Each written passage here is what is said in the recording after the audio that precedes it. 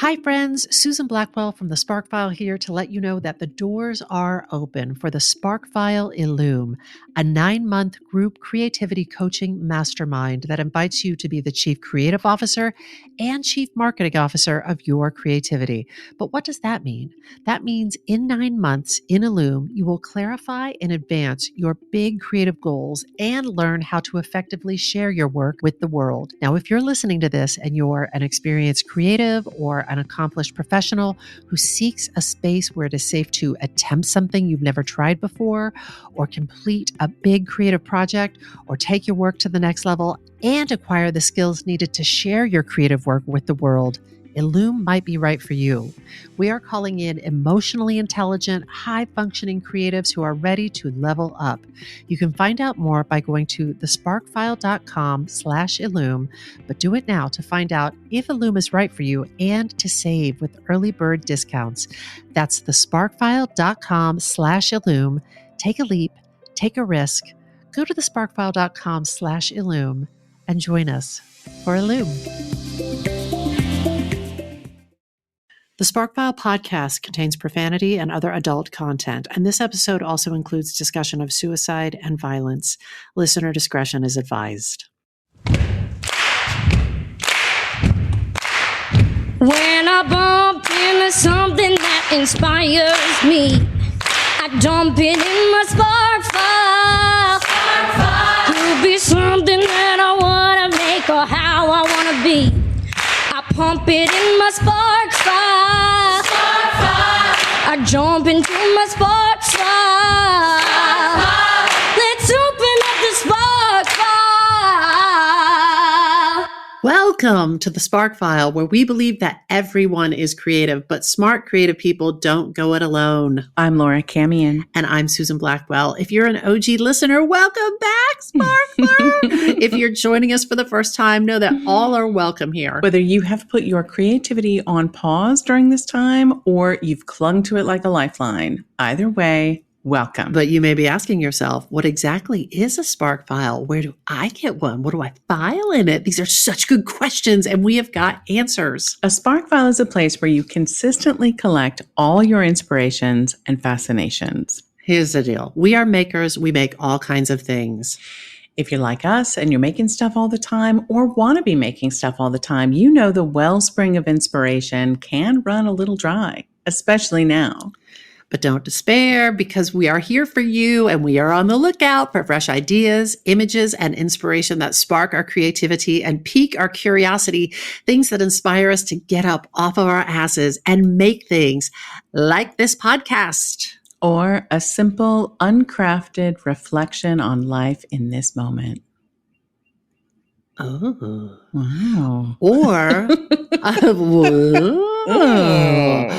or a piece of art made out of other pieces of art. Oh, every episode we're going to reach into the Spark File and exchange some sparks. And from time to time, we're going to talk to some folks who spark us too. And if you're not careful, you might just see completed creative work as a springboard for other creative work. So without further ado, let's open up the Spark File. Camion. Blackwell. Camion, how are you? Oh, Blackwell. This is like, it's Spark recording day and also a confessional. Uh-huh. This week I discovered that MTV had launched another season of the challenge, like season 36, and Double Agents, if you need to know. And I had been unaware of it, but it launched in November, which means that I'm a good number of episodes behind. Binging to do. Yes. So I was up until like 3 a.m. this week. And I just could not stop. And I thought of Hunter Bell. I need to connect with him to see if he still loves the show. And is it still a guilty pleasure? Because years and years and years ago, we used to talk about it. So I stayed up until 3 a.m, binge watching the challenge. I'm not proud of it, but I do enjoy that show. It's so ridiculous. But I discovered, even better than this, is that I discovered there was a name for this thing that I've been doing since the beginning of the pandemic. What would happen is that I would work all effing day until like, sometimes 10, 11. Yeah. And then I would be exhausted, and I would know that the best thing for me would be to go to bed. I should go to bed because I'm exhausted and this cannot be sustained. Yep. However, I would not go to bed. I would almost, and I said to Wes, like, I feel like it's just a fucking act of rebellion and defiance that I am going to stay up. I'm going to have some TV time. I'm going to read a book. I'm going to do something for myself now at 11:30 at night. Yeah. And so I have been doing this the entire pandemic because I'm just like, I don't want to have spent an entire day just, giving myself to work and not having a moment for myself. Yeah. I discovered there is a name for this. I read about it, CNN. It is called revenge bedtime procrastination. It's a real thing. Revenge bedtime procrastination, which means other people have been doing it too, and I don't feel alone. It's that, like, I'm going to have a little bit of time for myself. I've been rocking revenge bedtime procrastination for years, and I never had a name for it. And it is totally real. I'll tell you when I'm at my worst is when I'm single and living alone, and I'm like a 5-year-old. And I'm just like fighting sleep to be like, I'm going to look at my phone some more. And I'm just like, who are you? Why are you doing this? Because you're only fucking yourself. It is. Exactly. I appreciate that. I revenge bedtime procrastination. I mean, Wes doesn't have it. He'll fall asleep. I mean, I'm amazed by his sleeping abilities. Like when he's tired, he sleeps. When he's not, he gets up. It's just that simple, and it doesn't matter what time of day it is or what time of night it is. It's so delicious. He'll fall asleep at, say, 9, and there were many, many nights that I was still working at 9. I'm like, okay, I'll see you in the morning. But then I would be like, I am staying up. Fuck you, everybody. I'm staying It's so funny because it's like revenge against work, revenge against the way your day is structured, revenge against yourself, the machine, capitalism, the man. Oh my God. Really socking it to the man here when I stay up like until 1 or 3. Watching the challenge. Fascinating. Okay, so here's my question with any discovery like this. Has it changed your behavior? Has the knowledge changed the behavior? Not yet.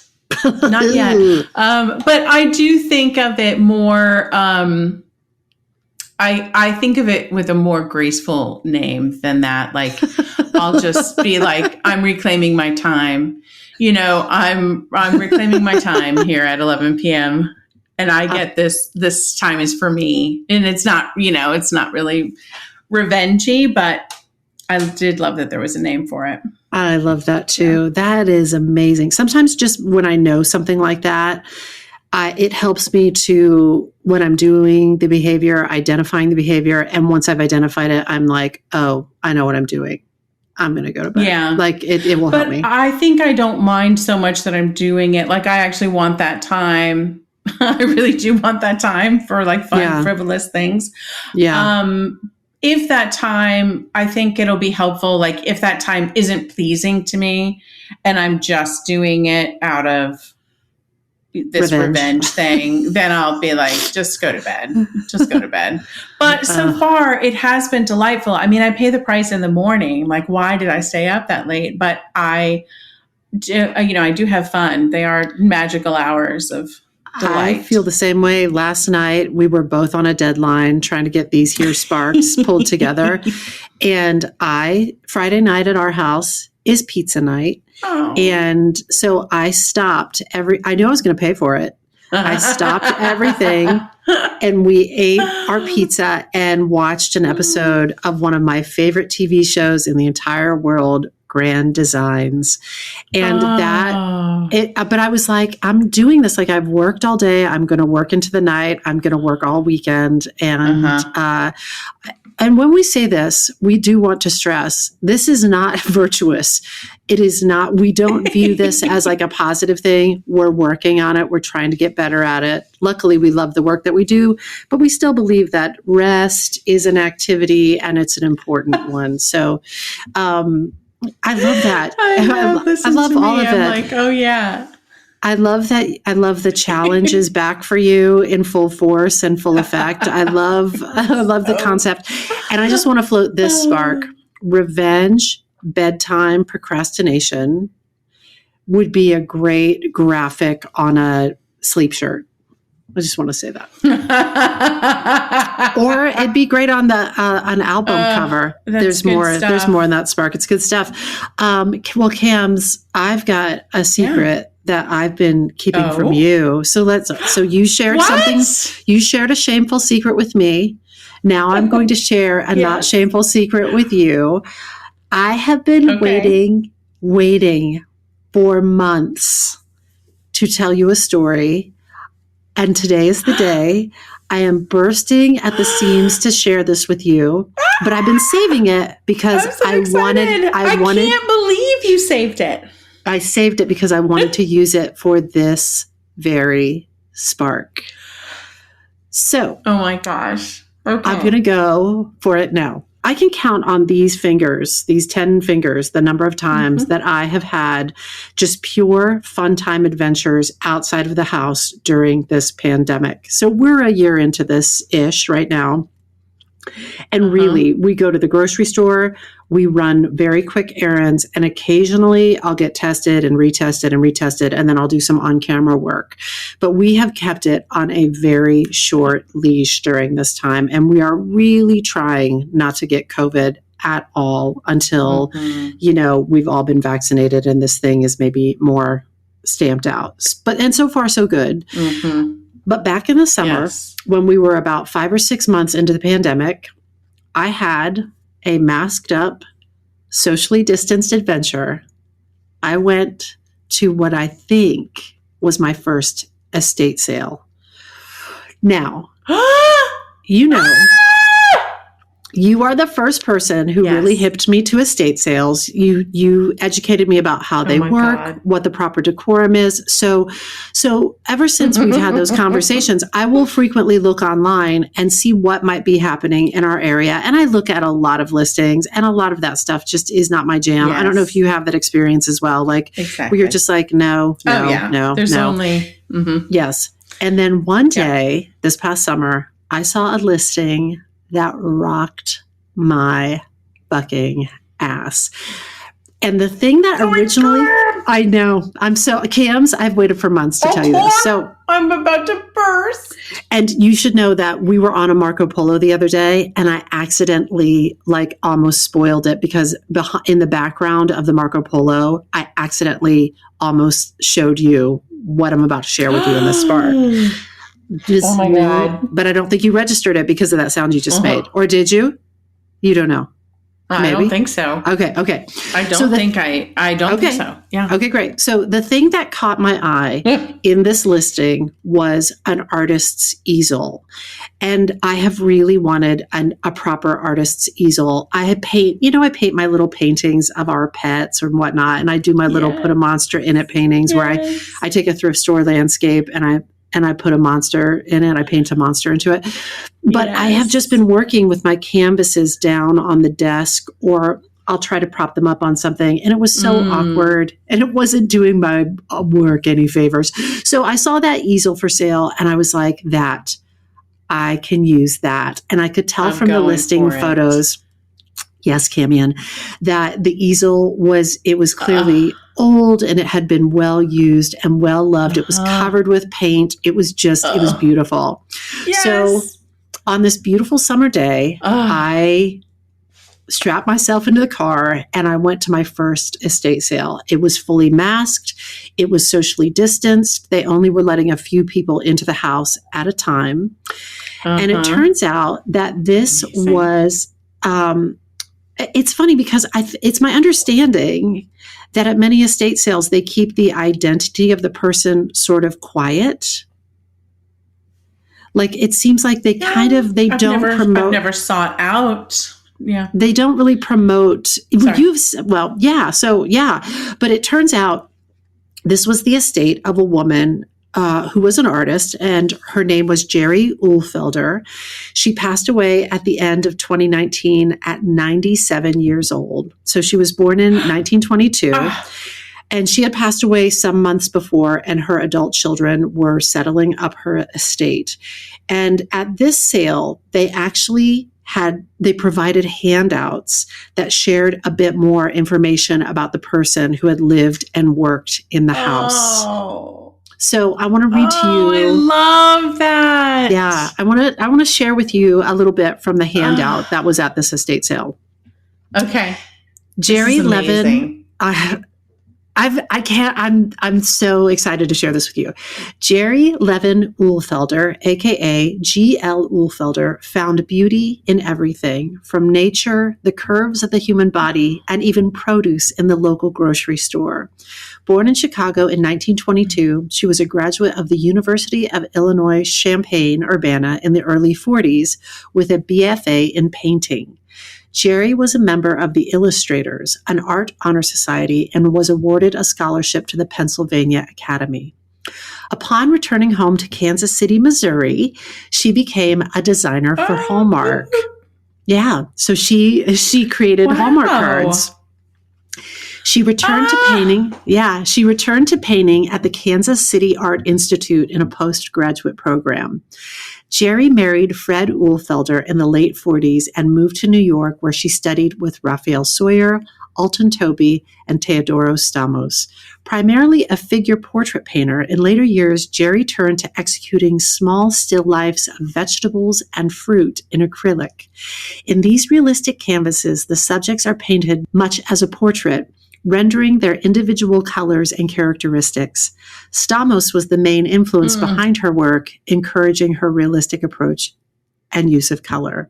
Her still life in acrylic exhibit appeared at the Pindar Gallery Invitational in Manhattan. She was a member of the Mamaroneck Artists Guild, and Jerry had shown in a number of its open and national open juried exhibitions. She was also shown at the Stanford Museum and at the Hudson River Museum in Yonkers. Her work is in private collections in the U.S. and Belgium. And then her kids went on to say, Jerry couldn't bear to part with her paintings or anything for that matter in her home of 65 years. The Ulfelder children, Bill, Eric, and Lynn, hope that you appreciate her work and her eye for art. Well, Bill, Eric, and Lynn, and Jerry, I do appreciate her work and her eye for art. So in this estate sale, they were actually selling a lot of her paintings. And Camian, I just fell in love with this woman's work. And I was able to buy a landscape, and I bought 2 still lifes of fruit that I love. And I just sifted through at many of her canvases. And I uncovered self-portraits that she had done throughout all different stages of her life. And I was able to purchase 7 portraits of the artist, Jerry Ulfelder, from 7 distinct times in her life. Oh my gosh. My gosh. I know. So, oh my God. The first. I can't wait to see them. Yes, hold on to your boots.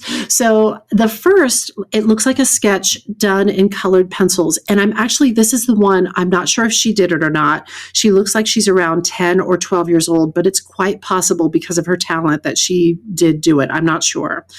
And the next looks like it was done in crayon pastels on like brown cardboard, like the kind that would be in a men's shirt when you buy it.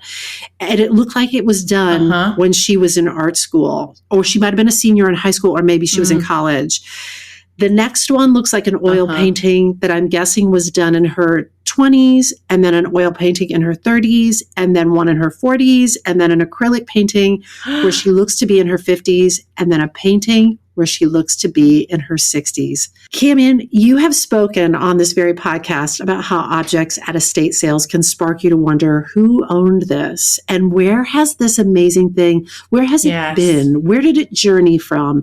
You've talked about how sometimes you'll say to Wes, I don't want to buy it, but where, what's the story? Look at it. What's the provenance, as they would say on the Antiques Roadshow? And even though I actually now know a fair amount, I want to know more about Jerry and her work and her creativity. Oh. And if you haven't guessed, if you haven't picked up on it already, I am so moved by these paintings. And to be at that estate sale and to hold in my hands the progressive work of this artist and to see her as she saw herself during these different chapters of her life was so poignant to me. And I remember kneeling on what was her living room floor with these paintings and just looking at them. And I was just like, I think I'm holding something very special in my arms here. So were they all together, or did you find them like one at a time and put it together, or they were all together? They were all mixed in with a bunch of her other art. And there was a lot of art, all different things that she had done throughout the course of her life. And I was like finding them. It was almost like sifting through gems, and I'd be like, there's a diamond. Oh, there's a diamond. Like it was amazing. Oh my gosh. Amazing. And like when you look at the art, you will also like relive the experience. It's like it's the whole thing, like the discovery of it is all of it. It's the adventure. It's having been locked in a house for 6 months and then being like, so it felt really, all of it. It felt so special. So, yes. So as I said, I bought every portrait that I could find, and I got her easel. And there's that part of me that is a completist. And I had seen in the listing, there were 2 self-portraits of hers that were gone by the time I got there. Oh, and there's part of me that's like, oh, I wish I would have gotten them. But who knows? Maybe that person will listen to this podcast and hook me up. I don't know. So this fall, Nathan renovated a room in our house so I could have a little room of my own where I can work and podcast and write and paint. I feel so privileged, and I'm so thankful to sweet baby Nathan. And you know what? I actually talked about this almost exactly a year ago in a Spark I did called A Room of One's Own. We talked about I talked about like what I was envisioning, and in the subsequent time, that vision has come to life. Wow. That feels good. So one of the things that, if you haven't heard that episode, or if you've heard it and you've forgotten it, that I talked about was carving out this little creative space in this alcove where I could have the things that I love, like my little thrift store stuff and kitschy, bright colored things, and some more sophisticated things, but things that, really speak to me and maybe wouldn't necessarily be Nathan's jam. And as I had hoped, the walls, I wanted them painted white so I would have a clean, fresh backdrop for all of this stuff.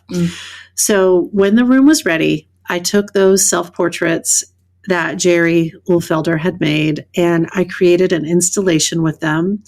I arranged them together, and they climb the wall, and you see the artist growing from a child at the bottom to an older woman at the top. And so, Cams, now I'm going to send you a picture of them, and I am so excited because I have been waiting for months to share this with you. I can't wait. Is it going to come to my phone? Check your text. Here we go. Oh, wow. Wow. So as you can see, the very youngest one is in the bottom right. And it looks to be it looks like a sketch on paper with colored pencils. And then you have her as a student. You have her in her 20s. you have her all the way up to what I am guessing was her 60s, maybe 60s, 70s. This is amazing.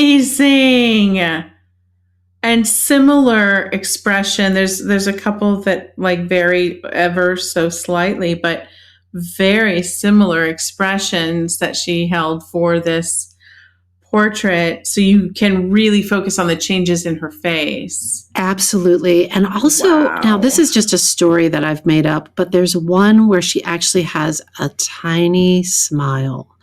And it's the one in the lower left-hand corner where she has on that sort of white blouse with the ruffle. And I've made up a story, but I was like, I wonder if this reflects how she was feeling about life and herself when she was painting the paintings. But you may be right. She may have just wanted a neutrality in her face so that, I don't know. I don't know. But I love them. Oh, Suze, what you have done here is exquisite. It's just beautiful. It's so meaningful. I can't take my eyes off of it. It's wow. And then I also want to share with you, Cams, this is another shot, and this is Jerry's, now my easel. And yes. Yeah. And so that's my little painting corner.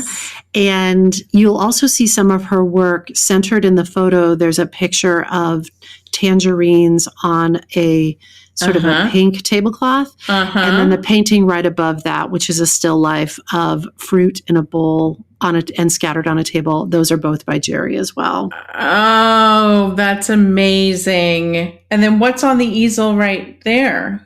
That's another painting. It's a portrait by an artist that I bought for $20. And I just love that weirdo. Are you going to put a monster in it? No, I think he is the monster. I feel like he looks like I think he looks like a serial killer. I love it. It makes me so happy. So you need to put a landscape in it and be like, he's the monster. That one already had a monster in it. I added the landscape. There you go. Wow, Suze, I love this beautiful corner.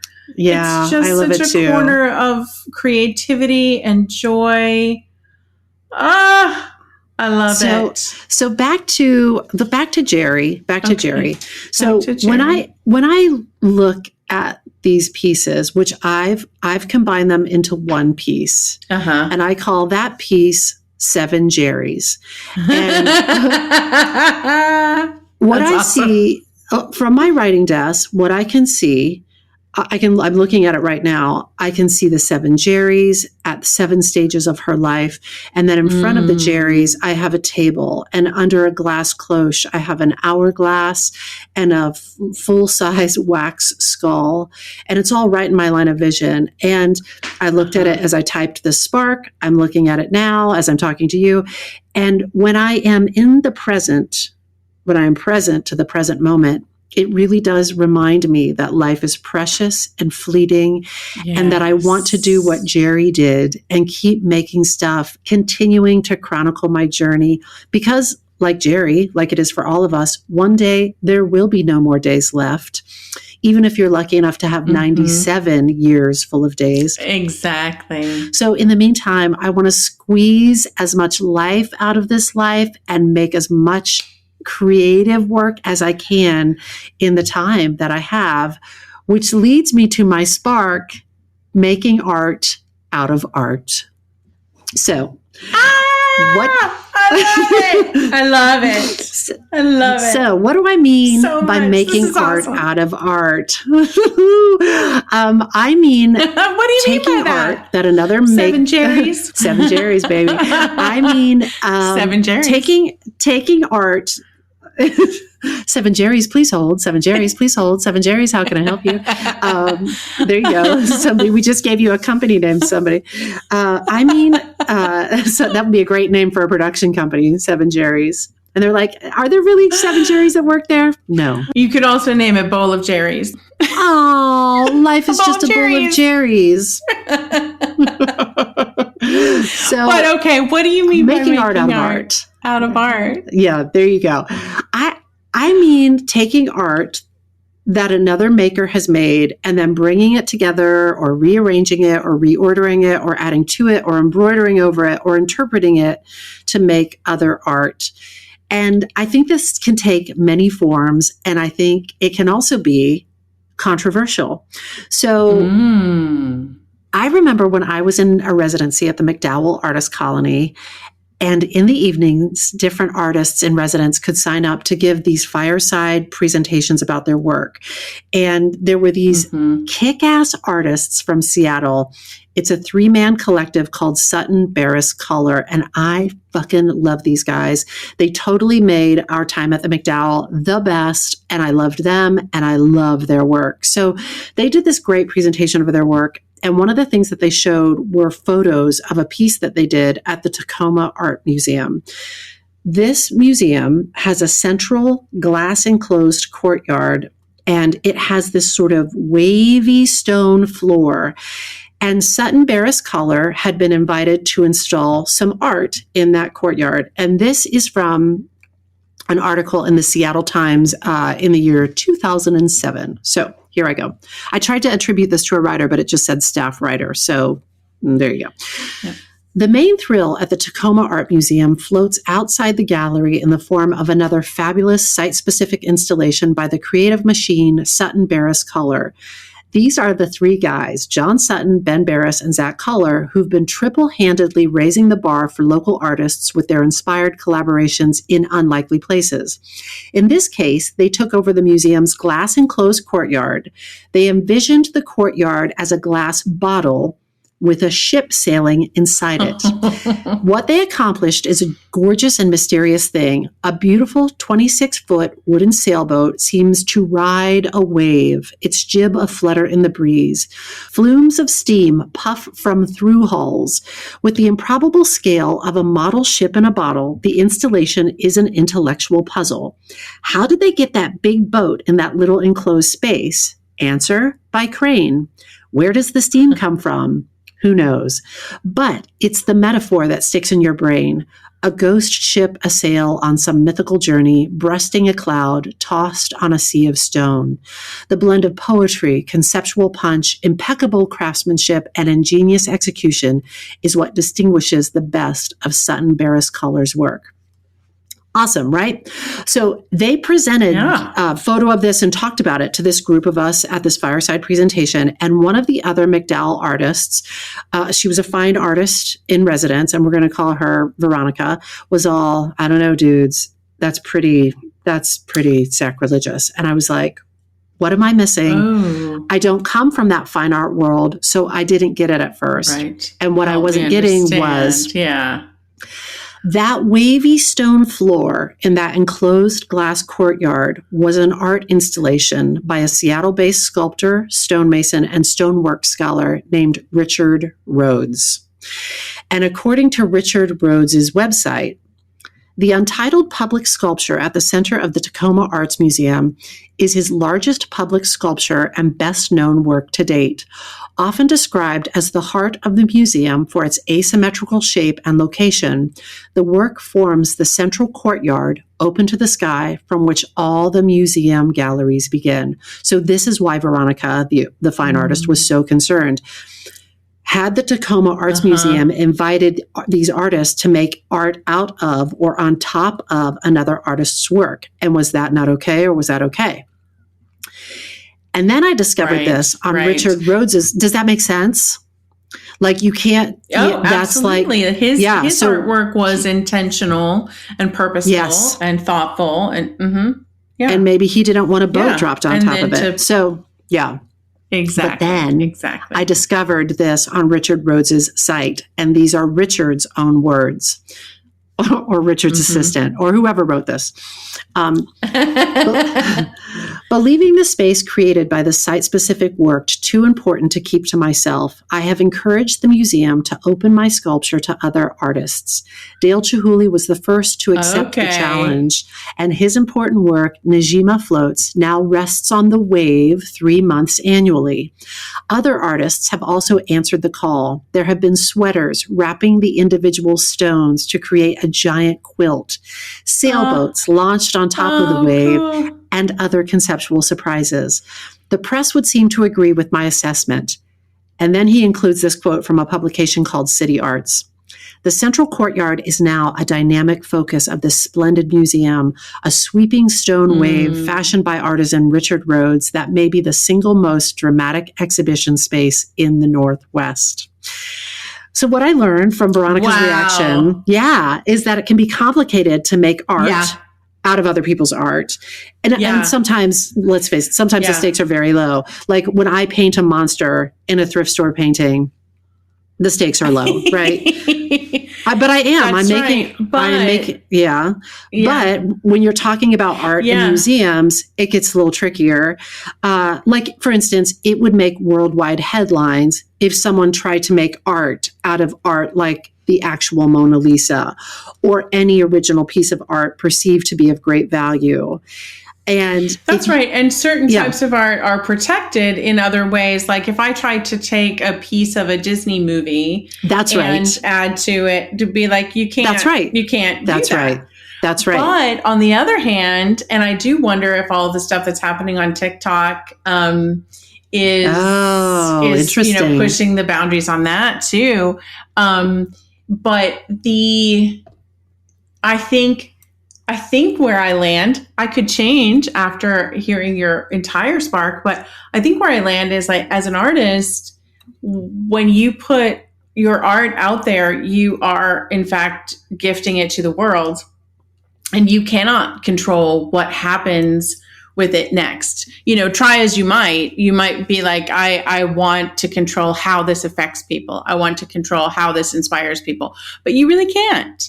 It may inspire them in different ways. It's true. All of that is true. But then there are laws that, that if you, for instance, I think you're right to point to TikTok and say, was there a moment when, and I'm sure this is easily researched, but was there a moment when Disney was like, oh no, we're not going to stop Ratatouille the musical. That's right. We are going to capitalize on this creative movement that's happening. So Bridgerton the musical, like I'm positive they do not have the rights to Bridgerton, but very smart people are like, no, please go ahead and build upon this creativity. Absolutely, because it does make it a cultural moment, That's right. And they didn't have to pay for a viral campaign. You know what I mean? That's right. This Bridgerton organic, viral. Exactly. Yeah, absolutely. And these women are incredibly talented, and there's no doubt that what they're building upon something that was wonderful,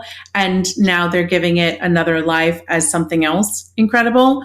Making art out of art, baby. Making art out of art. Yeah. Yes. Another example. Did you ever see the documentary Marina Abramovic, The Artist is Present? Did you ever watch that? That's an interesting spark. So Marina Abramovic, if you haven't seen it, this is a good example. There are moments of this that are a good example of people trying to make art out of art.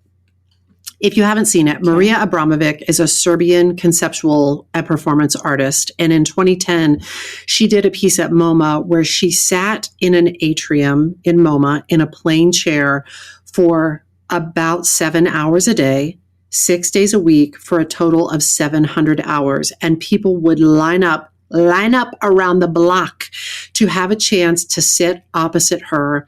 And one by one, she would make silent eye contact with them for various lengths of time. Some people would sit for 40, 45 minutes and just keep connected eye contact with the artist. By the end of her run at MoMA, she had looked into 1,565 pairs of eyes. And in the documentary, they show, it's really interesting. It's really interesting. And depending on how you feel about conceptual art and performance art, you may have feelings about it. But I I thought it was really fascinating.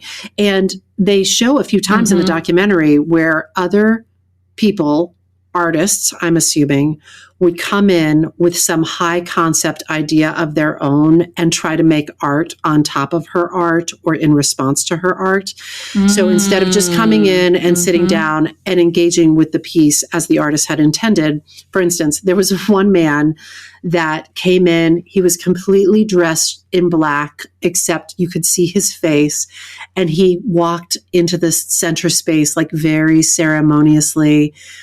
And he sat down very slowly, and then he opened up his cloak or whatever that black garment was, and he produced this sort of mask that he attempted to put on that would create a flat black surface so that Maria Abramovic would be staring at that instead of his face.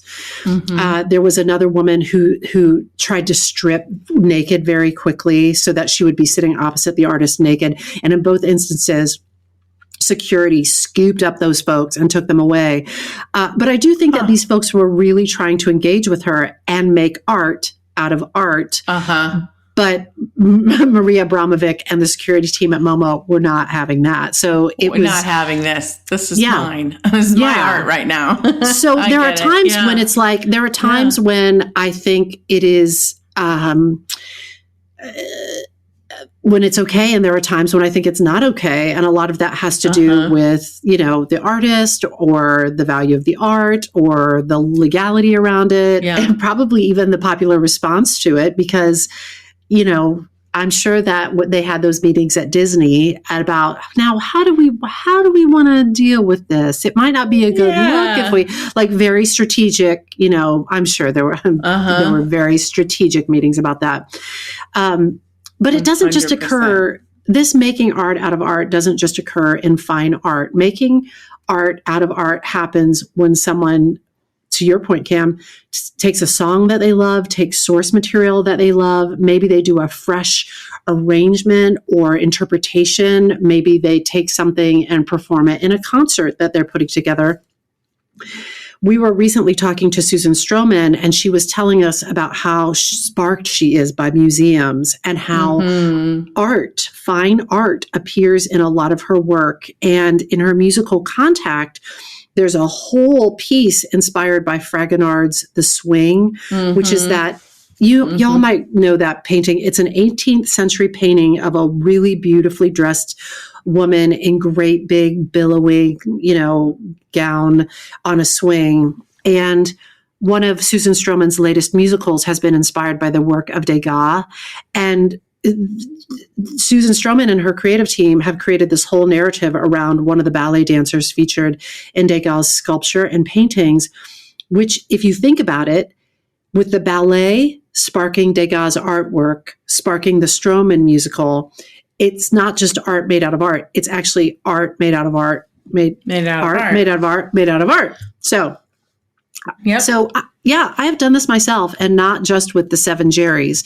There is a Henry Van Dyke poem called Gone From My Sight that I first heard at the funeral of my beloved friend Linda Bell. And when I heard it, I was so moved by it that I put it in my Spark file. And when I knew, I didn't know exactly how, but I knew that I wanted to use it in something. And then when I was writing about the moment in our lives when Linda Bell was preparing to die, I set that poem like a jewel in the center of that story. I knew that I wanted to make art out of that art. I knew that I wanted to memorize those lines, and I wanted to feel them as they spooled out of my mouth.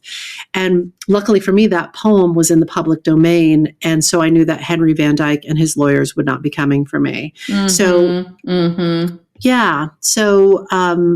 if you want to look at that piece, you can go to my website, susanblackwell.com, and it's on the page. I think it's at the top of the creative page. And I love that I'm so, even looking back on it, I'm like, oh, I'm so happy I got to make art out of that art because I loved that poem so much. Yeah.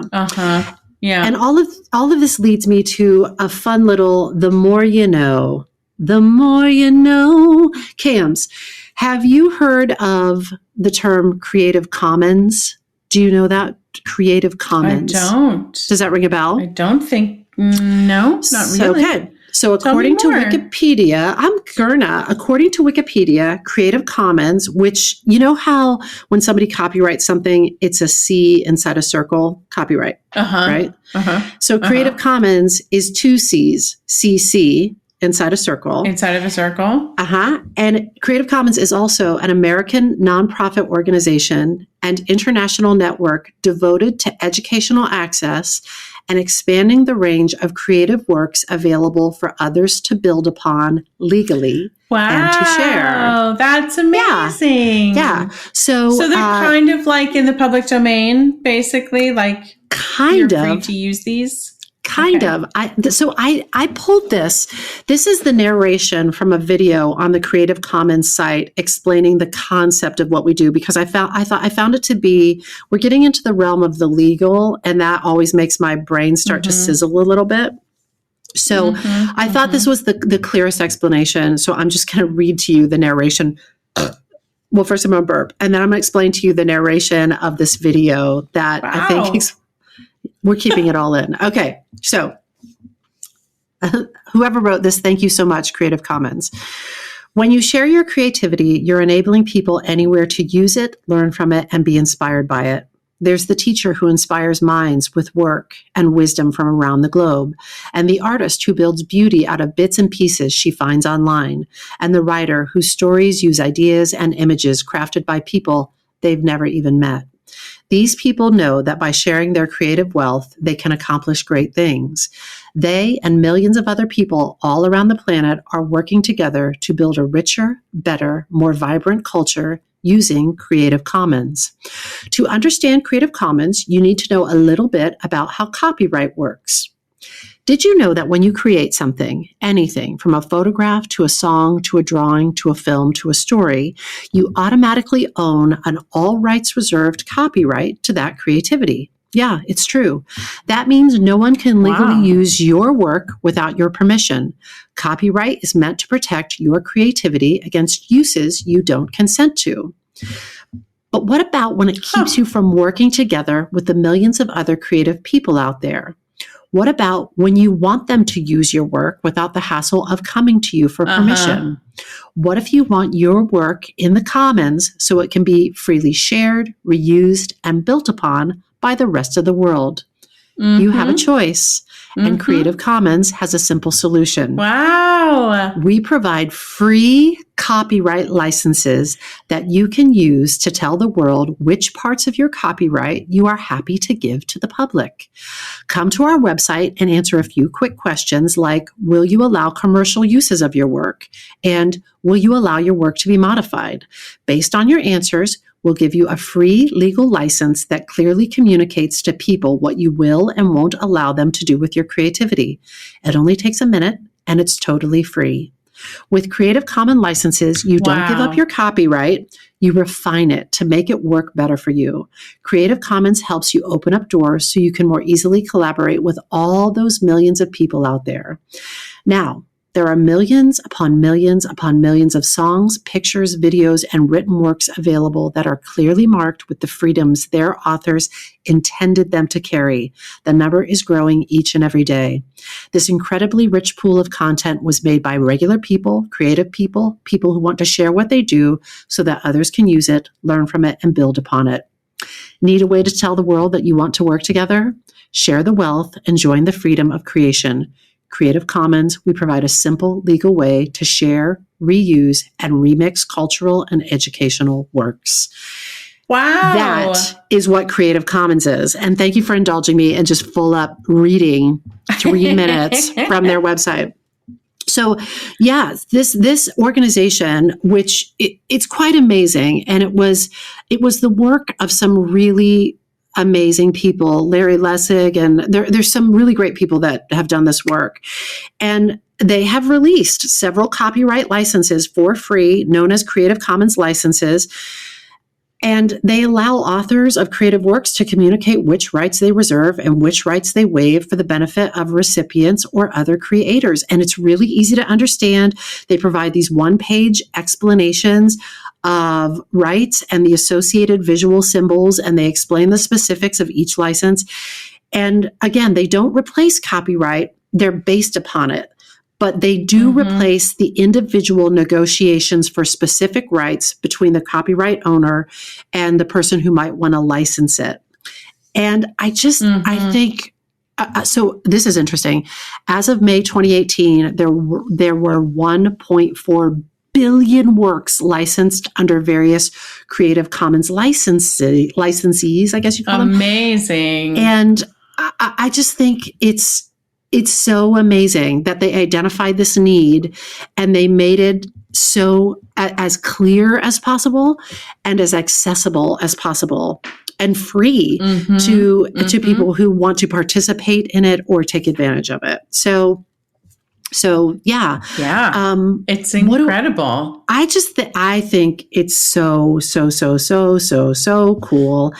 So what do we make of it? What do we make of it, Cams? It's such an interesting fine line between like inspiration and, actual use of someone else's artwork. But we've talked about this before, but I'll mention it here now. Like at Blue Man Group, we would call it creation by recombination. And it would be the use of, combining two things that maybe you hadn't seen before, but also it could be one thing inspiring the next. So like Blue Man itself drew inspirations from a comic book called Silver Surfer. This like completely bald, like strong, like smooth, beautiful, strong, man. And then combined that with Eve Klein. Eve Klein had a painting that was just Eve Klein blue. And it was just this blue color. And they wanted this idea of like, what if a painting came to life? Like, what if a man, a person, a being stepped right out of this painting?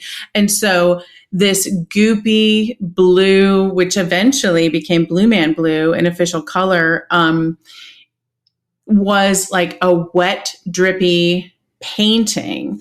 In the show, Jasper Johns has like an artwork that looks like a target.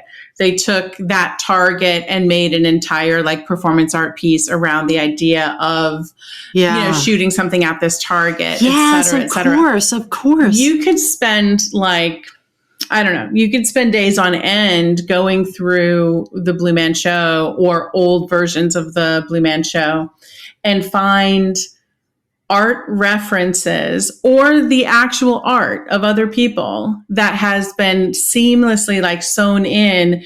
You might enjoy it just on the level of like, I don't know what this is, but this is funny. And I find I'm intrigued.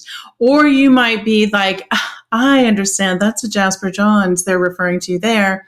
And you may be getting it on like these deeper levels, even the eye contact, because these, they knew their art references. In a Blue Man Show, each of those guys, like in New York, this theater was small. So the goal might be to make eye contact with every single human being in the audience. Not achievable when we're in a 2,000 seat theater, but throughout the show, the idea of eye contact to the point of discomfort, because we aren't used to looking at each other that long. So it's not in like a negative way. It's just in a way that you start to notice like, oh, I think they're looking right into my soul. You start to squirm a little bit. So like there's so many references. And I think about what did the eye contact reference, Cams? Was that referencing other? Well, you were talking about Marina's work at the MoMA. That just that she had made eye contact. That was the art. This like eye contact with each individual person, complete focus on each other and like sharing that moment with each other. And that, they did that. They had references to Laurie Anderson, but But they're not alone. I'm not trying to make it all about Blue Man. I'm just saying, like, I'm intrigued by this entire topic because it is like, you know, when Blue Man came out, it was like nothing anyone had seen before.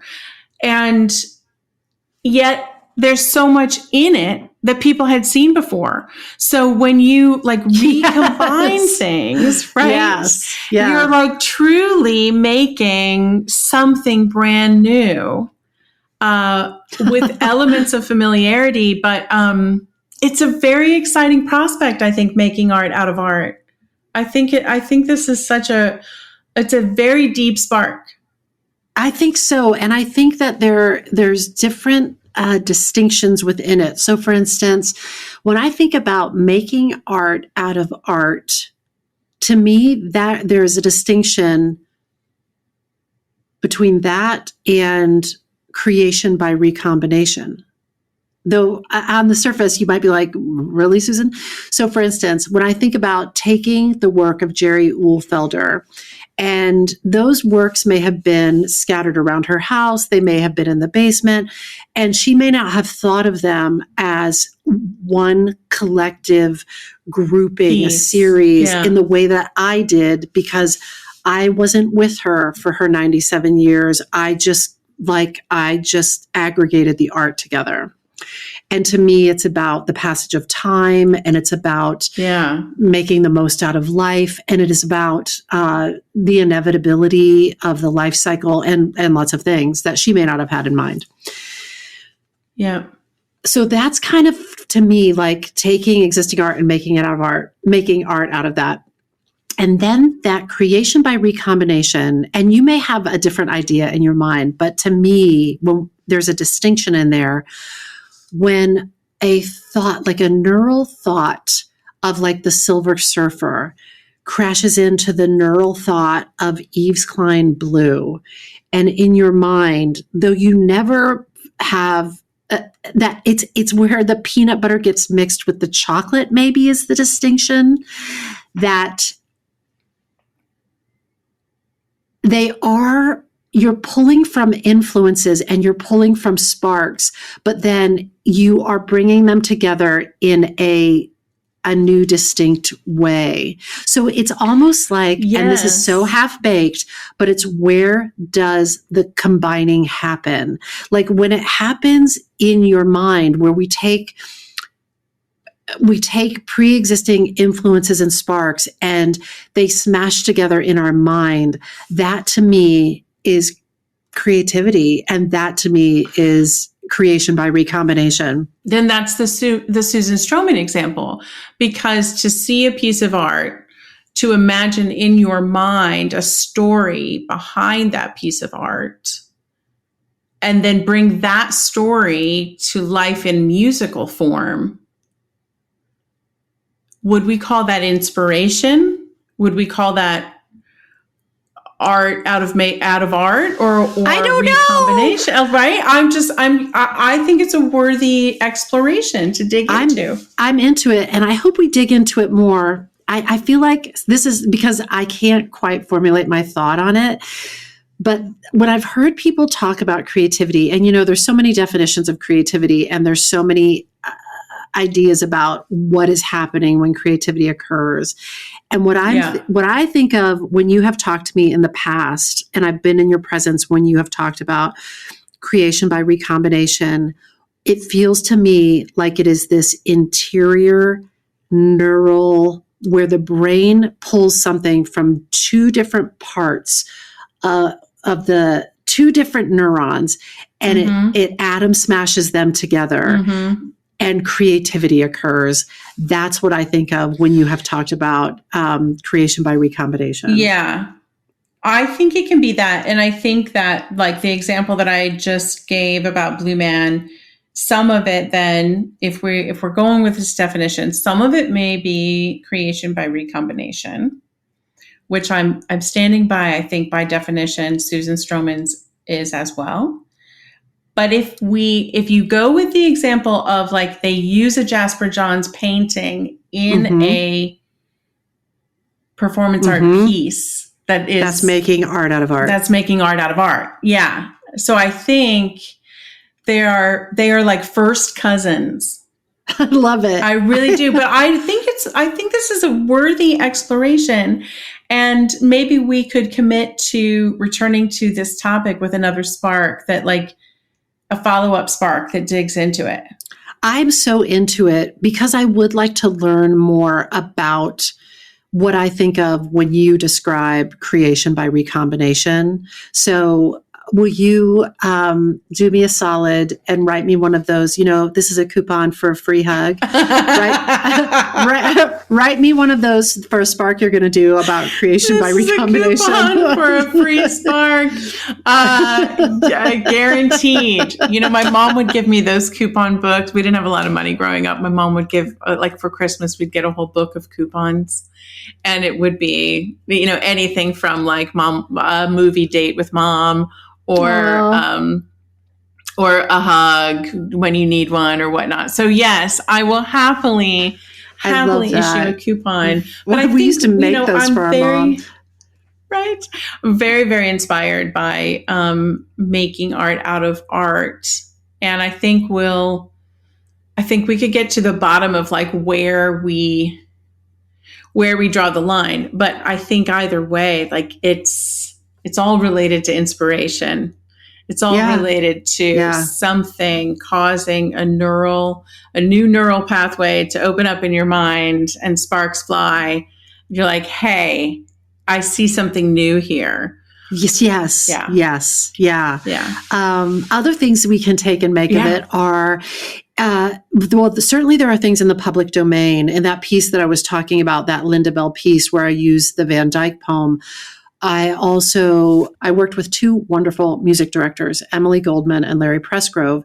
And Emily had the idea of using a folk song called Wayfaring Stranger, and using it as the sound bed behind this piece. And Larry Pressgrove took that idea and he sort of rearranged it. So there were times when we played it in major chord, and times when we played it in minor chord, and times when we played it at tempo, at times when we played it so slowly that you wouldn't even recognize the tune.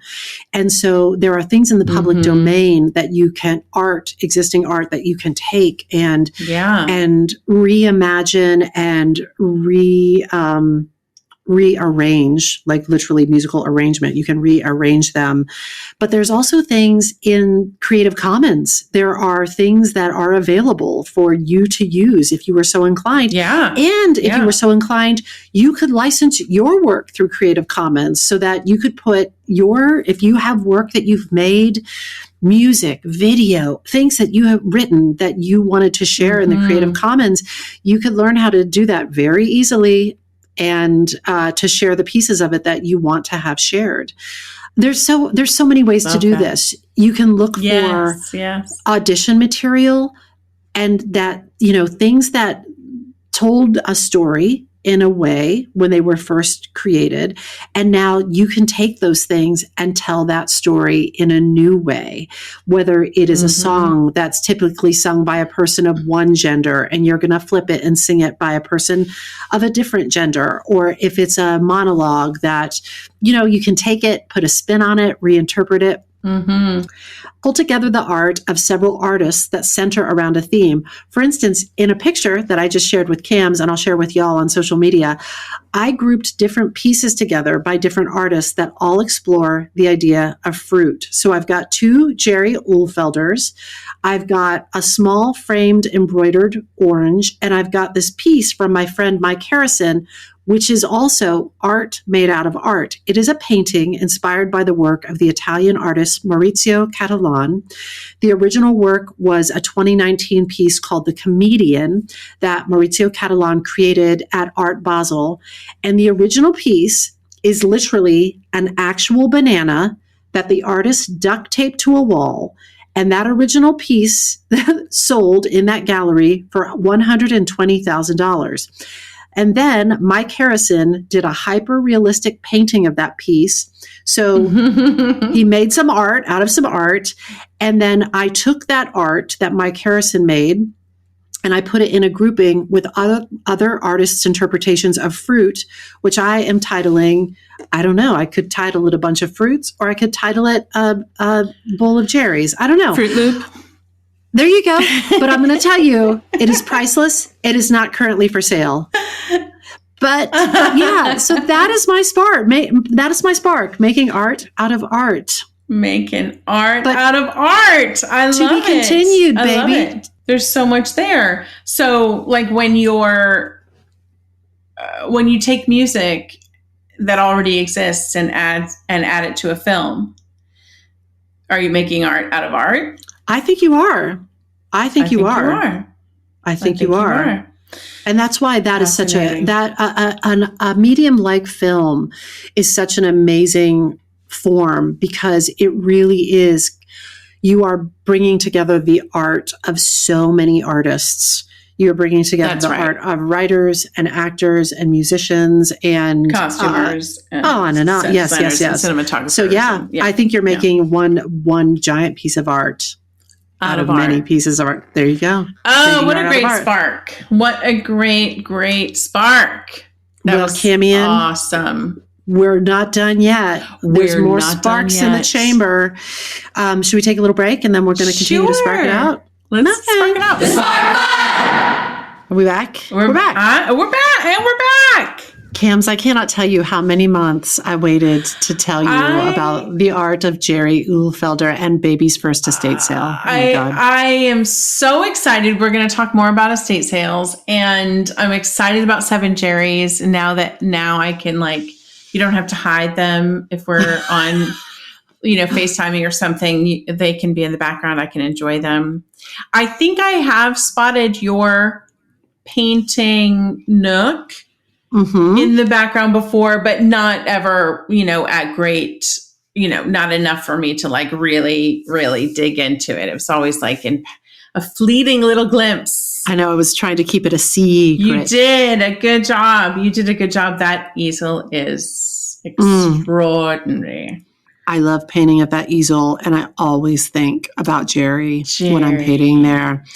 And it brings me so much pleasure. And I think about what canvases she had on there. Some of them I know because I look at them every day, but I don't know. I find it very, very inspiring. And I hope that the person, if there is somebody who has it after me, that they, and it never occurred to me until this moment, but there's somebody that may have had it before Jerry too. She may have inherited it from somebody as well. Too. Yeah. I really love what her kids did as well and like giving information to people and really making the estate sale a celebration of her life, because it's not always that way. So that's can I just tell you, and I don't think of this as morbid.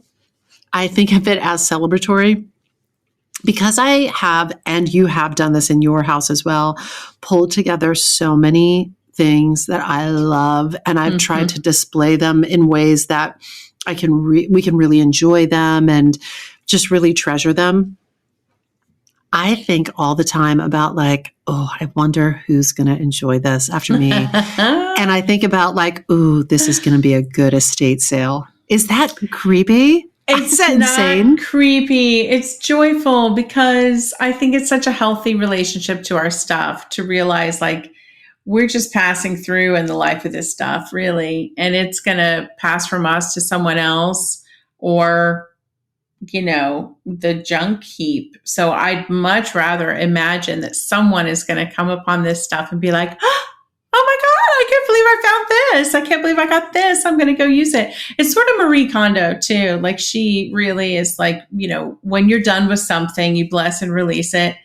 You thank it. You thank it for the good times and send it on its way. Yeah. Me and this little candy dish. Good times. Off you go. I think about if I ever saw your house or my house for that matter on an estate sale, I'd be like holy mother load. Let me tell you, there were a few in Florida. Those are the ones that I still look for. I didn't realize when I first got here that, whether they would be few and far between, or if all estate sales were like this. But when we first started, like several in a row that were like time capsules, untouched. And some mid-century, yes, but others that sort of like over the top Hollywood Regency mid-century with like, you know, the Yes. reflective wallpaper. And I still see them clearly in my mind. And in some cases, there wasn't anything there that, you know, really suited, but I'm like, I just want to walk through this house. Yeah. I just want to touch these things. Yeah. And marvel at them. Yeah. Well, how joyful that. I'm so excited. Okay. More estate sale talk later. Absolutely. But now on to other But sparks. now I've got Fresh sparks. Suze, I have to confess that my spark today isn't going to be a well-crafted story by any means. It's a bit more of a glimpse into what's going on inside my brain right now, like a peek behind the curtain. Like these are my reflections on the past week and contemplations on the weeks to come. Just thoughts sort of loosely threaded together as I search for meaning. I love it. But I'm in process of this search. These are heady times, and there's a lot to grapple with right now. And as you know, Cami, I'll take you however I can get you. Oh, thank you, Blackwell. Thank you. That means a lot because I'm not fully formed. Thesis on this one. Half baked, yeah. 3/4 baked. It's like, I don't know if baking is the right analogy. It's more like a quilt where like the pieces have been cut. That I'm tacking them together, but loosely, so that if I want to move the pieces around, I still can. So that's sort of where we are. And if you can't do that on your own podcast, where the fuck can you do it? Welcome to the Spark File, friends. That's right, where we make up the rules. Suze, the thing is, and we make them up as we go.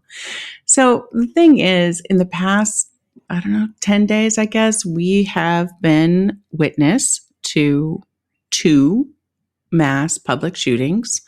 The first targeted Asian Americans in Atlanta, and the second targeted shoppers in a supermarket in Boulder, Colorado. And in the case of Atlanta, made, I think, much worse by remarks made by law enforcement officers who we count on and trust to be on the right side of the law. And the thing is, these events have taken up so much space in my mind and so much space in my heart that I thought when it came time to record our episode today, surely these feelings will pour out of me in the form of a spark. But this podcast is about creativity. And as much as we promote the idea of if you can live through it, you can make something of it, the truth is, I'm not sure I'm ready to be creatively sparked by it yet. Like, I'm just not there yet. I'm moved to tears. I've cried over it many times. I'm incited to anger. I'm sparked to take action. I've written statements, made donations, done research. I'm taking webinars to learn more about what I can do to support. And you and I are even working with a few clients who are making creative work that addresses anti-Asian sentiments, which feels very meaningful. And I know you're doing this work too, Suze. Are you coming with me to bystander training, or did you get registered for that? No spots left. Which is amazing. I feel like I saw Javier Munoz, hi Javi, posted it on his social media, and I was like, what is that? And I got it. And then I sent it to a few people, the link. And by the time you all got it, I think the spots were filled. But maybe they'll do more. I hope so. We'll get. But I gave a lot of thought. I thought long and hard about sharing a creative spark that might relate to the events of the past few weeks. But ultimately, I think I would feel inauthentic if I tried to say that right now, in this moment, I feel creatively sparked by it. The truth is, I feel discouraged and defeated and sometimes despondent about what's happening in our country. And I don't want to focus on that because I don't want to spread more of that around. But we also talk about creating from wounds, but not open wounds. We can create once it has started to heal over. From scars. I just don't feel like any of this has like healed over for me. And maybe it won't ever. Maybe I'll have to learn to create from a space of pain and anger. I don't know. But it's a work in progress. Well, as you were saying that, that is exactly what I was thinking. It's one of our clients whom we love, Sue Kayampa, introduced that idea to us of creating from scars as opposed to trying to create from wounds, because when you're still in them, you're still processing it. I admire people who do it, though. I think there are, as you just mentioned, we have a client who is making something right now. From that's amazing. It's so timely, and she's moving on it so quickly, and I admire her ability to do so. Yeah, because I do believe it can be part of the process. It can be the healing process. And even people who I think have created work in the moment of pain and anger, then process through that pain and anger, and they reflect back on the work that they made. And they're like, yeah, that's not how I feel anymore. That's how I felt in that moment. And I do love that. And I do respect that. Yeah. Yeah. I'm reminded of the Nagoski burnout spark, the Nagoski sisters, talking about how creativity can be a completion of the stress response cycle, how for creatives and athletes, there's a societal loophole where you get a pass to have big feelings and big self-expression and use it. Yeah. And I do believe like there's potential there. I'm just like, even now, look, I'm already teary. Like I'm on the verge of tears at all times. And so I'm like, okay, I can't get on here today and say, I'm ready to make something of this. Yeah. But there is potential. I did. So where I am in the process, as I said, is still in reflection, and I'm still in a thought process, I suppose, about this. Here are some of the, I guess this is a not quite stream of consciousness, but like I said, threading of scraps together to see what can be made of this. But here's something that I discovered. It barely even made the news. Did you know that after the Atlanta shooting that took the lives of 8 human beings, 6 of them women of Asian descent, and after the shooting in Colorado that killed 10 human beings, only days later, back in Atlanta at a Publix grocery store, a man walked in wearing body armor and carrying 6 different guns of assorted varieties. Thankfully, someone called the police and they got there in time to find the man like in the restroom and quickly and quietly removed him from the store. Oh my God. But how many of these things are happening all around us? And they're being stopped either by law enforcement or watchful citizens like before they happen. We don't even hear about those. It just haunts me. It really troubles me. Then I read about how Colorado is number 5 now in terms of number of mass shootings in like since the 80s. They had Columbine, Aurora, and now Boulder. So I felt inspired to watch a documentary a few nights ago called American Tragedy. And it was all about Sue Klebold, who was the mother of one of the Columbine shooters.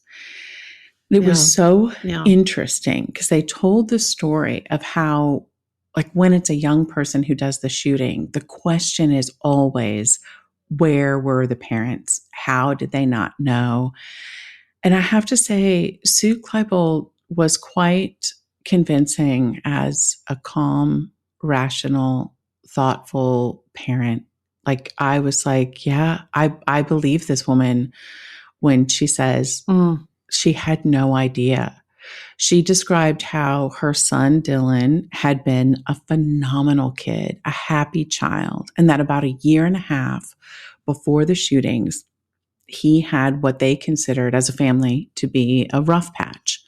And that rough patch consisted of getting in trouble at school for scratching a derogatory word into someone's locker.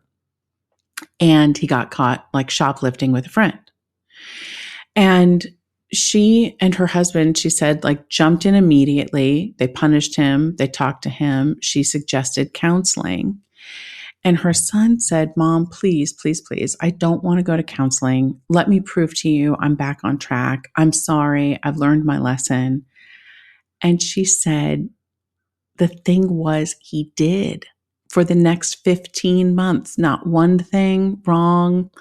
A good kid, didn't get into any more trouble. All appearances were that he had worked through whatever that rough patch was. And then the shooting.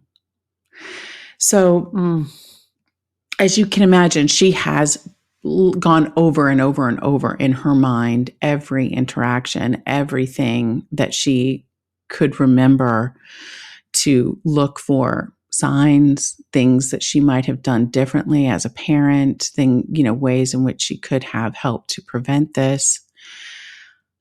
Suffice to say, she went through all the stages of grief, denial, anger, depression, denial again. It wasn't really until she was able to read the police reports and her son's journals, which was 6 months after the event, by the way, because the police had taken her son's journals from the house. She had never seen them until they shared the full report with her. And at that point, oh my God. Yeah, at that point, she was like, oh God, I did not know my son. I did not know what was going on in his mind and how he was struggling. And she said, reading these journals, it became very clear that he wanted to die.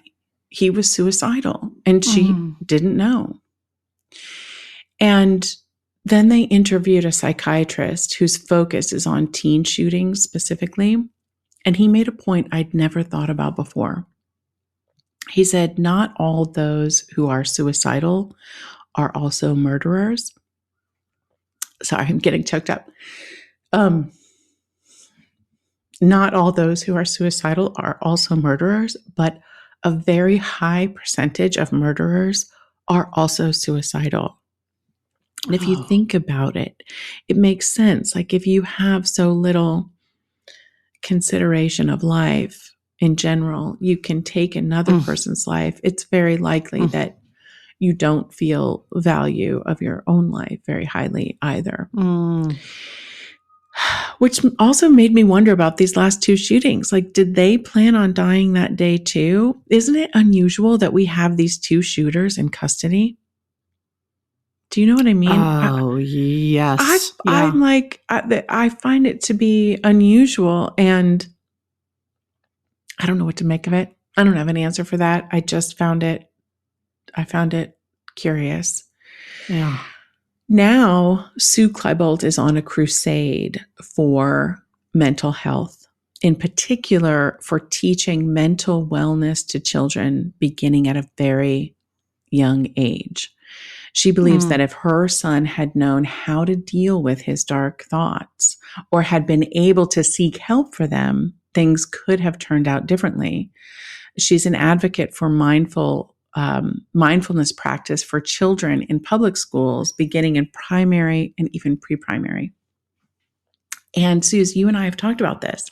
I am very familiar, perhaps closely associated with several private schools in New York City that teach this kind of awareness. They teach box breathing to disrupt negative thought patterns. They teach breathing exercises to quiet our monkey mind. And I mean, these children at age 4 or 5 can identify how they're feeling. They can reflect on how their feeling might have triggered a behavior. They can contemplate on how they might handle it differently if that feeling rises up in them again. It's really remarkable. And I think it's a game changer. But the problem, of course, is how few young people have access to it. And frankly, how Right. many adults have access to it. Right. So I started to think about mental wellness. I thought it was just curious because in the movie they talk, when you and I were growing up, we had that presidential physical fitness award thing. Do you remember that? We had to run around the track I sure do. and we had to climb the rope in the gym Do and push-ups. how many push-ups. And it was all about our physical well-being. And I didn't mind it. I to be honest, I enjoyed all of that, but they make a really good point of what if we gave as much attention to mental wellness and had systems in place for if we discover that children are not mentally well at various stages in their life, what support systems can we put in place, at an earlier age? I don't know. Mm-hmm. I don't know. But I'm taking a leap here. So go with me for a moment. I told you this was a bit stream of consciousness today. But I was talking with a friend. Hi, Laura Coward. Hi, Laura. And in particular, we were talking about the anxiety that I know I feel when I think about the world starting to open up again.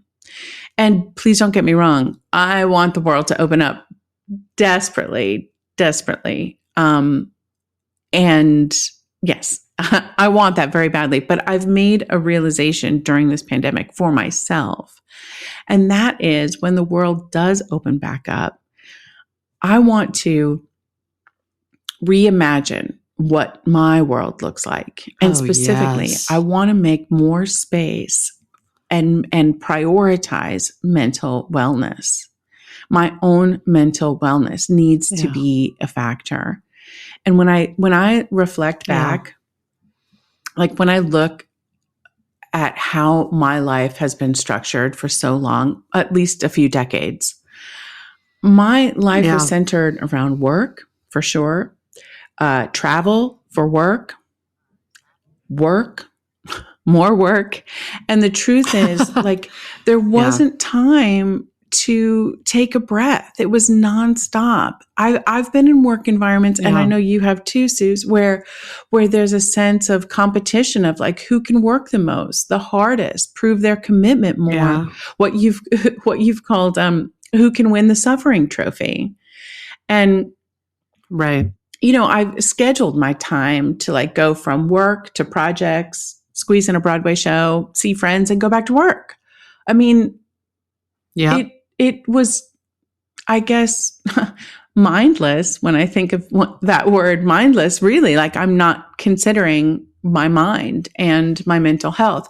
Here we are in a pandemic. And despite the amount of work that I've done during this time, there have still been days where I've gotten in a walk, a bike ride, or simply quiet moments outside. And and it has given me a glimpse. I'm not there yet, but a glimpse of what life might look like if I step off that ride. What if I allow myself more moments of grace? What if I allow myself more time for reflection and contemplation? What if I take this time to build back better on the personal, individual level? Yeah. When Laura and I were talking, we were looking at why so many people seem to structure their lives at an unsustainable pace. And I'm guilty. Guilty as charged. And we talked about the cultural phenomenon of people in general not wanting to be alone with their own thoughts. And I was reminded of an old interview with Louis C.K. And I don't condone his behavior. There was still something very thought-provoking about what he said that I think is worth mentioning. I might have talked about this on the podcast before, and if I have, please forgive me. I think so. But he appeared on... It's a topic so nice, you're going to reference it twice. Going to reference it twice. And you don't need to look it up because I'm going to tell you exactly what he says. So you don't even need to go look up this video. But Louis C.K. appeared on Conan O'Brien, and he had a conversation about how he doesn't want to get cell phones for his kids. because he wants them to grow into decent human beings. And he says this: you need to build an ability to just be yourself and not be doing something. That's what the phones are taking away. It's the ability to just sit there like this. That's being a person, right? Because underneath everything in your life, there's that thing, that empty, that forever empty. You know what I'm talking about? Just that knowledge that it's all for nothing and you're alone and you know it's down there. And sometimes when things clear away, you're not watching anything, you're in your car and you start going, oh no, here it comes. That I'm alone. It starts to visit on you, just this sadness. Life is tremendously sad just by being in it. So you're driving and you go, that's why we text and drive. I look around, pretty much 100% of people are texting and driving. They are killing, murdering each other with their cars, but people are willing to risk taking a life and ruining their own because they don't want to be alone for a second because it's so hard. He goes on to say, I was in my car one time and a Bruce Springsteen song comes on and I heard it and it gave me kind of like a fall back to school depression feeling. It made me really sad. And I started to feel really sad. And I go, okay, I'm getting sad. I got to get the phone. I got to write hi to like 50 people. This time I was starting to get that sad feeling and I was reaching for the phone and I said, you know what? Don't. Just be sad. Just stand in the way of it and let it hit you like a truck and let it come. I let it come and Bruce was singing. I just started to feel like, oh my God. I pulled over and I just cried. I cried so much and it was beautiful. Beautiful. Like sadness is poetic. You're lucky to live sad moments. And then I had happy feelings because of it. Because when you let yourself feel the sadness, your body has like antibodies. Your body has happiness that comes rushing in to meet the sadness. I was grateful to feel sad, and then I met it with true, profound happiness. It was such a trip. And the thing is, because we don't want that first bit of sad, we don't want to feel that first bit of sad, we push it away and you go for the phone. And that is why I don't want my kids to have cell phones. I know this is perhaps a bit silly story to repeat, but it has stayed with me for years, probably because I relate so much to that thing he describes, that forever empty. That is something that has lived in my gut for a long, long time. It's the feeling behind the question that we ask our guests, what's it all for? It's no joke. That's why I want to ask it. What's it all for is 100% what goes on in me when I let that sadness come. And I like hearing how other people answer that question. In Daring Greatly, Brené Brown writes about numbing behaviors that we use as armor against vulnerability. And while many people think that applies to alcohol or drugs, Brené says one of the most universal numbing strategies is what I call crazy busy. I often say that when they start having 12-step meetings for busyaholics, they'll need to rent out football stadiums. We are a culture of people who've bought into the idea that if we stay busy enough, the truth of our lives won't catch up with us. The truth of our lives won't catch up with us. The truth of our lives. That one got me. Like, the truth of my life caught up with me during this pandemic. And I am grateful for the opportunity this has given me to re-examine and redefine. I have good health, thankfully. I have an absolutely amazing relationship with a person I love dearly. I have a growing business that I love with a partner I love and clients that I love. And I'm very, very thankful But as hopeful as I am that the world might build back differently when we all return from this hiatus, I know that I really can't count on that. I can only count on me to redefine my life. It's like that Rumi quote says, yesterday I was so clever, I wanted to change the world. Today I am wise, so I am changing myself. I don't want to oversimplify, but I can't help but think that our inability to sit with ourselves as human beings is related to our overall lack of mental wellness in this country. When we advocate for the teaching of anti-racist curriculum, when we advocate for dismantling the racist messages our children receive just by being in the world, when we advocate for mental wellness and giving children the tools to understand themselves, we are working to prevent some of these hate crimes. We are working to prevent some of these senseless acts of violence. Again, in Daring Greatly, Brene invites us to consider what motivates our numbing behaviors. She suggests we ask ourselves the following questions. Are my choices comforting and nourishing my spirit, or are they temporary reprieves from vulnerability and difficult emotions, ultimately diminishing my spirit? Are my choices leading to my wholeheartedness, or do they leave me feeling empty and searching? She concludes, spirituality emerged as a fundamental guidepost in wholeheartedness, the deeply held belief that we are inextricably connected to one another by a force greater than ourselves, a force grounded in love and compassion. For some of us, that's God. For others, it's nature, art, or even human soulfulness. I believe that owning our worthiness is the act of acknowledging that we are sacred. Perhaps embracing vulnerability and overcoming numbing is ultimately about the care and feeding of our spirits. I'll just add to that. Perhaps if we are able to learn to care for our own spirits, we'll be able to identify the spirit in others as well.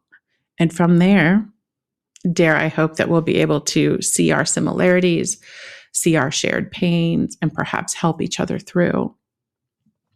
I'm not trying to oversimplify a very complex problem. Like I said, again, these are some reflections on the past week and a few thoughts loosely threaded together. I'm not suggesting that a little mindfulness or allowing ourselves to feel our feelings is going to solve everything. But I do wonder if it's a start. That's it. That's my little mini quilt. It's just a little lap quilt right now. It's a little throw. But those are my reflections on reflection.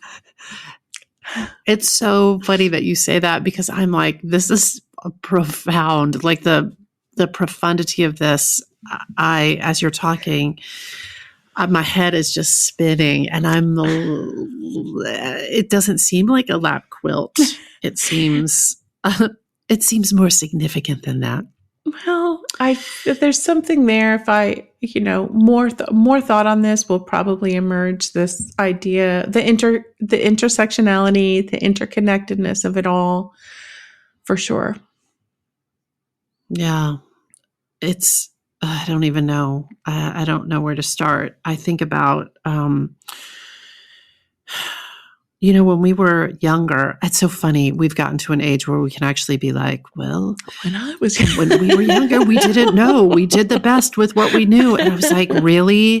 That transition has occurred? But one version of that, one manifestation of that is, I see young people now who are putting their hands up, or their friends are putting their hands up and saying, so-and-so is struggling, or I'm struggling. Yes. And identifying things, identifying thoughts,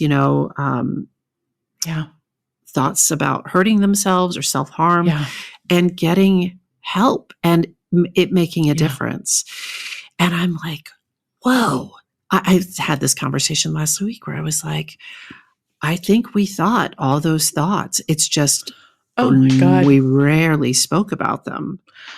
I'm telling you, when I had feelings during this, I was like, I've said a million times before, I would not have survived high school if we had social media. Would not have survived. Right. And I think now that is all in relation to mental wellness. I would spin off the rails if I thought like one person somewhere, person I wasn't even aware of, but some person might be mad at me somewhere.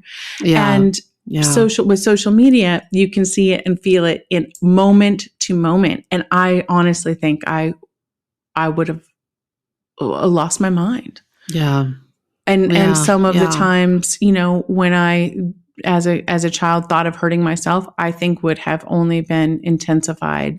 And it's a very real possibility that I, could have acted out on it. And and I don't reflect back and think that was a major problem for me. I just think that is something that we know factually is a high potential of teens struggle through those years. They're very challenging. And we have only, since the time that we were kids, we have only compounded the things that they are dealing with. Hopefully that is matched by support that is now, and destigmatizing certain, things and conversations. But it seems like the battle rages on. The other thing that I'm thinking about as you talk is this grind culture, which I do think this pandemic has really given us time to explore an alternative, even though we've been working very hard.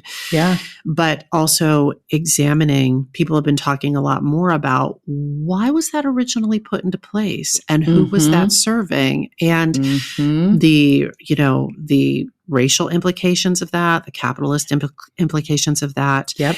And I'm thinking a lot about this. You and I off mic are talking a lot about this. Yep.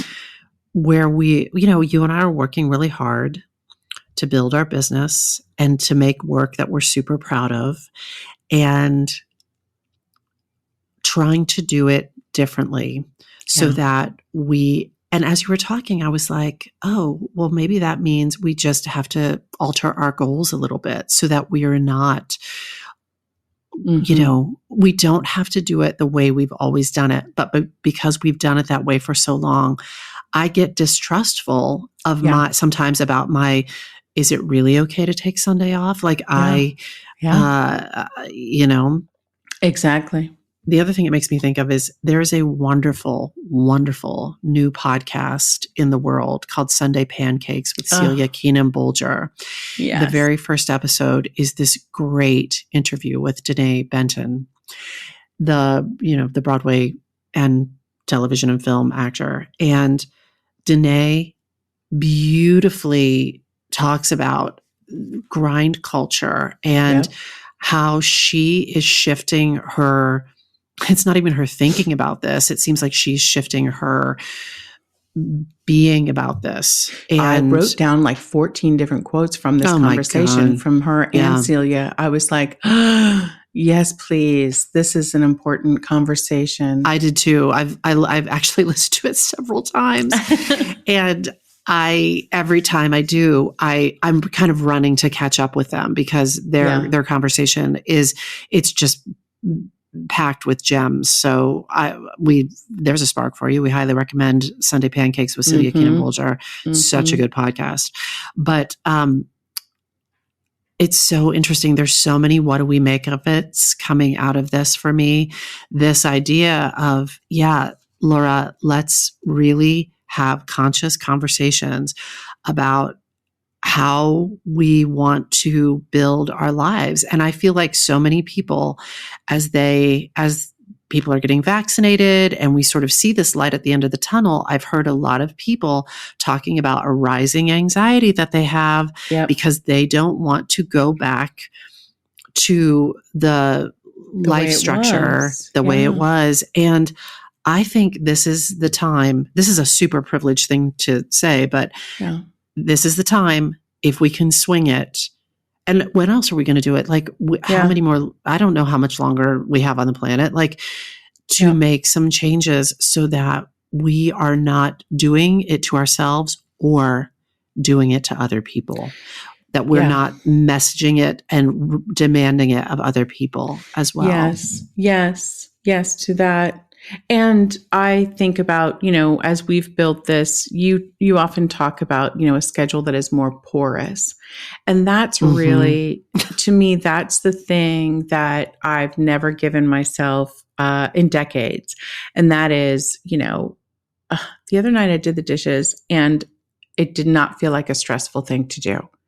And I was like pondering, why does this always have so much stress around it? I'm like, that's because I'm trying to cram it in between all the other things that are crammed in. And it always feels like such an extra burden to like have to do laundry on top of all of the things and do the dishes on top of all the things. And I'm like, I'm doing this to myself. And what if, again, what if the schedule were a bit more porous? And I know this is all intertwined with the capitalism and the money, making money. Am I making money? Is everything I'm doing leading to a monetization of something? Yeah. And if not, then this isn't a good use of my time. And I want to completely I want to disassemble that structure in my mind. And obviously we need to make enough money to sustain ourselves and our families.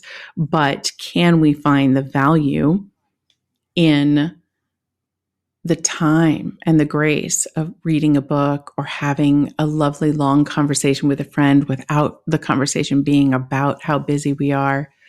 Can we just have a leisurely, afternoon with a loved one and know that that has value? And then the other thing I also wanted to say is that thing about like the letting yourself reaching for the phone because we don't want to feel that sadness, that whole story. I also think of this in terms of creativity. There is a discomfort that comes with starting or being in the middle of a process of creativity, and things get real.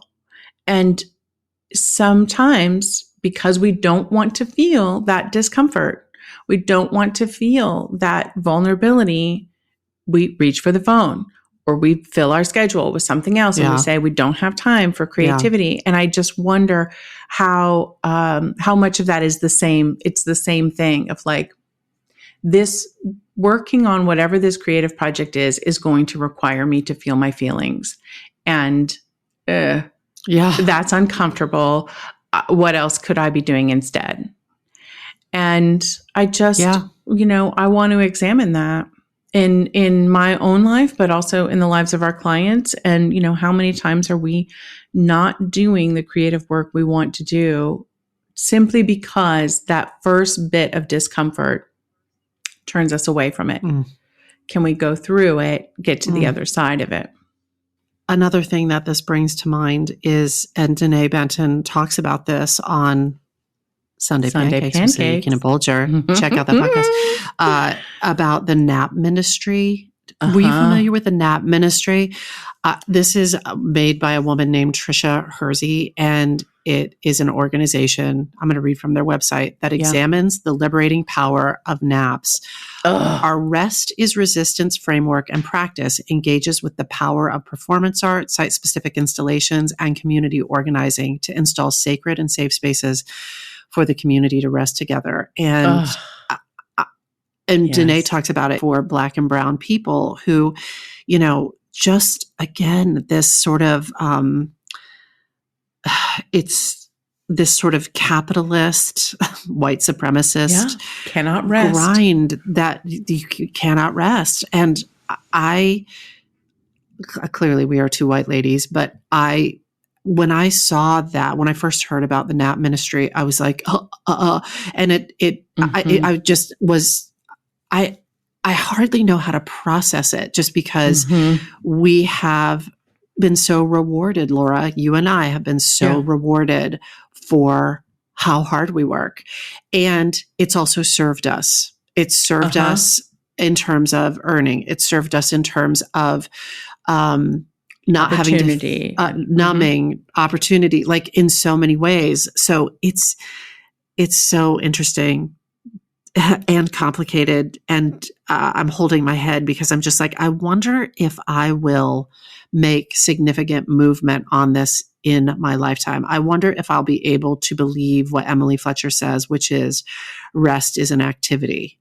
Rest is an activity, if only to trick myself into resting a little bit more. Well, I mean, I think you're already on your way. You find time to meditate twice a day and you commit to that. Like that's already, to me, that's a really good sign that when you make that commitment to replenish your mind and your body, you do it. And you've already proven that you can do it. Does that make sense? By building a practice and building that time in, you're capable of prioritizing that. Yes. I also think, and we'll talk about this more off mic, but the conversation that you and I have had is, can we take one day off a week? Can we take one day off? And yes, we have occasionally, but we find the things that need to get done and we're like, well, I guess those will go on that day. But it's maybe I don't know. It's worth more conversation. And then to your original, the first thing that you talked about in this spark about the gun violence and still feeling like you're in the wound place and you're not quite in a place where it's a scar that you can actually create from. I don't even know what to say. Like, I don't even know. I don't even know. I feel you and I don't even know. Yeah. The closest I can come in this moment is supporting people who actually are already in the process of creating work that supports, gun sense laws. Like, it's the system is so broken and there's so much trauma around it. I would have to really meditate on it and pray on it and think on it to even know what to say about it.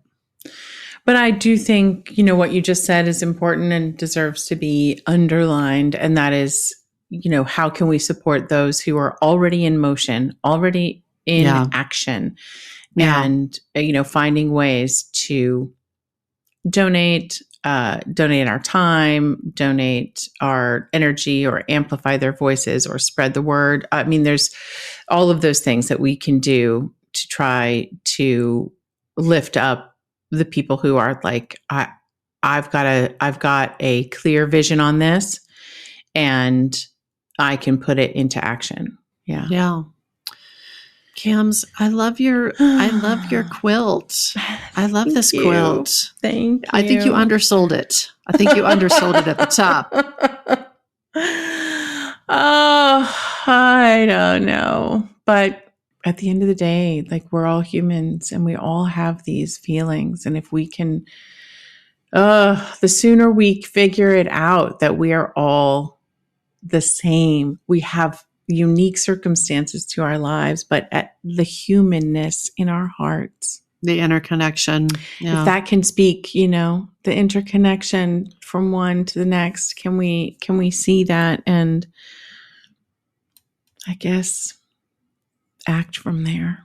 I feel like we've had a series of conversations recently that touch this point, and it always makes me, I take a drink every time I say the words Emily Fletcher, but when she talks about the concept that you are the wave, you are also the ocean.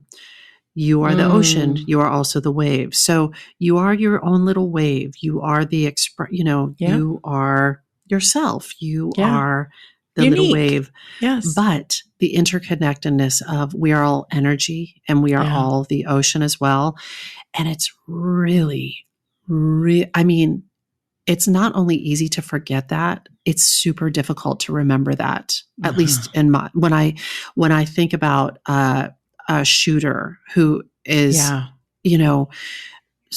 emotionally, mentally is damaged enough and doesn't value their own life enough and doesn't value other people's lives enough to actively want to harm people. I think, well, I'm not. That couldn't be me. I wouldn't do that. I'm not part of that ocean, but we are all the ocean. We are all a wave. So, yeah. Oh, just a light little ditty to get you going today. Now, everybody go hug a puppy and have some ice cream. There you go. Solutions for all. Yeah. I love you, Cams. I love you, Blackwell. And we love you, listeners. Yes, we do. We don't have solutions, but we're trying to figure it out. But I do think WIP, baby, work in progress. But I do love your idea of, can we challenge ourselves to feel our feelings and rest? And rest. More rest. Rest when we need it. As the world returns, give some thought to, what tweaks and modifications would you like to make to your life structure? Yeah. Or not even tweaks. Massive How overhauls. do you want to restructure it? Yeah. I love it. What are you going to do with your one wild and precious life, Mary Oliver? Mary Oliver. Let's go out on Mary Oliver. I think that's it. Me too. This episode of The Spark File was made on Muncie, Lenape, and Seminole land. And as always, we hope this put another bunch of sparks in your file. Listen, if there's a spark that you'd like us to explore, or if you've taken a spark and fanned it into a creative flame, or if you have thoughts about what we were just talking about that you think would help and you'd like to share it, we hope you'll email us at thesparkfile@gmail.com, or you can submit it through our website, thesparkfile.com. We will even happily take your feedback, but you know the price of admission. First, you have to share a creative risk that you've taken recently. You can follow us on social at The Spark File, and be sure to subscribe, rate, and 5-star review this podcast. It really does help other listeners find us. And if you like this podcast, we hope that you'll share it with people you love. And if you didn't like it, we are all the ocean. We are all the wave. Oh, yes. If something tickles your fancy and gets your creative juices flowing, we're writing you a forever permission slip to make that thing that's been knocking at your door. It's your turn to take a spark and fan it into a flame. You got to take it and make it. Bye, friends. Bye. When I bump into something that inspires me, I dump it in my spark file. Could be something that I want to make or how I want to be. I pump it in my spark file. I jump into my spark file. Let's open up the spark file. You can learn more about bystander intervention training to stop anti-Asian American and xenophobic harassment at ihollaback.org. That's the letter I, HOLLABACK.org. And you can visit their website to sign up for free bystander intervention training, or to make a donation to support Hollaback's work and the work of their partner, Asian Americans Advancing Justice, so that they can expand the trainings and keep them free. That's ihollaback.org. And you can access the National Suicide Prevention Hotline at 800-273-8255. That's 800-273-TALK, or visit them online at suicidepreventionlifeline.org. Support is available. Hi, friends. Susan Blackwell from The Spark File here to let you know that the doors are open for the Spark File Illume, a 9-month group creativity coaching mastermind that invites you to be the Chief Creative Officer and Chief Marketing Officer of your creativity. But what does that mean? That means in 9 months in Illume, you will clarify and advance your big creative goals and learn how to effectively share your work with the world. Now, if you're listening to this and you're an experienced creative or an accomplished professional who seeks a space where it is safe to attempt something you've never tried before, or complete a big creative project, or take your work to the next level and acquire the skills needed to share your creative work with the world, Illume might be right for you. We are calling in emotionally intelligent, high-functioning creatives who are ready to level up. You can find out more by going to thesparkfile.com/Illume, but do it now to find out if Illume is right for you and to save with early bird discounts. That's thesparkfile.com/Illume. Take a leap, take a risk. Go to thesparkfile.com/Illume and join us for Illume.